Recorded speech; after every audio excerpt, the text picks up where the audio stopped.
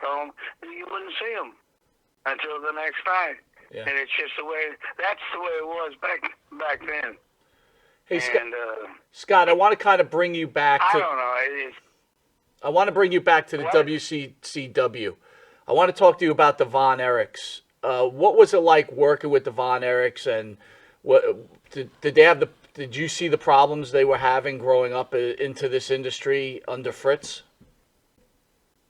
Well, I'm going to piss a lot of Von Erich fans off, but they did drugs, you know. I mean, we went to Israel, and they had the president of the country and a bunch of other people there, movie stars who I didn't know who they were. Anyway, they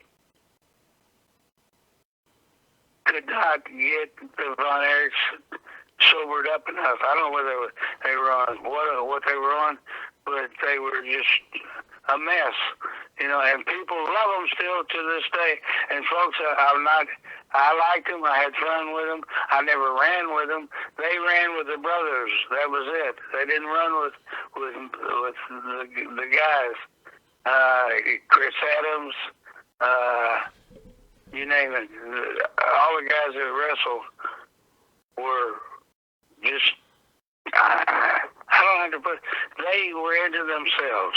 Why couldn't You know, Fritz? and, Why do you think Fritz couldn't keep them in order? Because if you think about it, if they didn't have the problems they had, like you said, that territory with Kerry and David and Kevin, God knows what you guys could have done. Gino, Chris Adams. Yeah.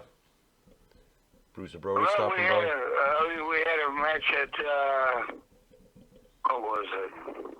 Where the Cowboys used to play football. Texas Stadium or something like that. Anyway. In Arlington. We almost sold the whole damn place out. It was like 40, 50, 60,000 people there. And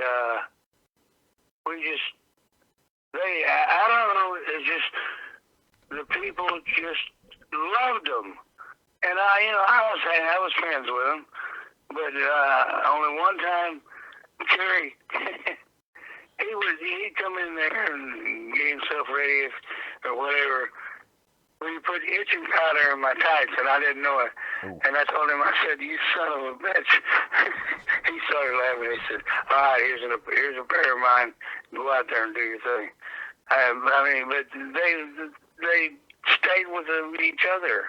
It's like the rest of us were just part of the show. You know, I'll give you a prime example. Kerry was given a new Corvette each year that he was there to drive. It was like they were gods or something, and they were promoted that way. Scott, were they safe? Were they safe to work with? I mean, considering you're telling me that they were high half the time, were they safe to work with? Did you ever worry about that? Well, I'll tell you a story. Ric Flair was wrestling Kerry for the belt. Kerry was so fucked up. I'm sorry, folks. I was there, and it happened. And he was so fucked up, he couldn't even get in the ring. But they put him in a ice cold shower to wrestle for the belt. You know, they had a sellout crowd. He finally got in the ring. He had a match. It was a good match. And how he could do that the way it was, I don't know. I really don't. But that's that was his lifestyle, you know. And But you tell me a guy that was nuts because, what did he do? Shoot himself in the chest with a pistol? Yeah. Yeah. And another one, drugs. Yeah. And I hate saying things bad about the dead, but it was a different world. It really was, you know. And the way they did the thing, it was different. That's all I can say. I don't want to, like I said, I don't want to talk bad about the dead, but goddamn, when they were alive, they would do silly, stupid shit. Yeah. What Kerry did, rode a motorcycle and tore his foot off and they put it back on. Didn't last. He had a prosthetic foot, and that's just the way it was. As a wrestler in It's a that shame. organization, though, did you guys feel comfortable enough to go to Fritz and say, "Get the boys under control"? You guys are blowing this here, or Or would anyone dare? They could have gone out and kissed the monkey's ass, and people would have loved it. Monkey's They ass? didn't care. Oof. Still, man. I mean, it was his business, and it was his boys.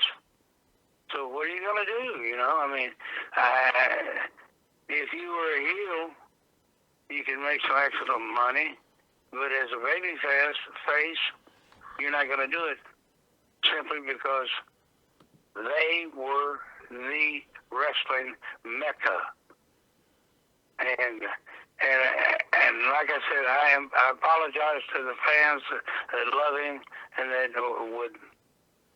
I don't want to talk bad about anybody, but it was tough sometimes, and just the way it was, you know. Hey, Scott, we're about out of time. We're going to hit you something with something called the Pharaoh's Final Question. Once again, we want to thank you for coming on Long Island's #1 pro wrestling broadcast. It's an honor to have such an icon like yourself on our show.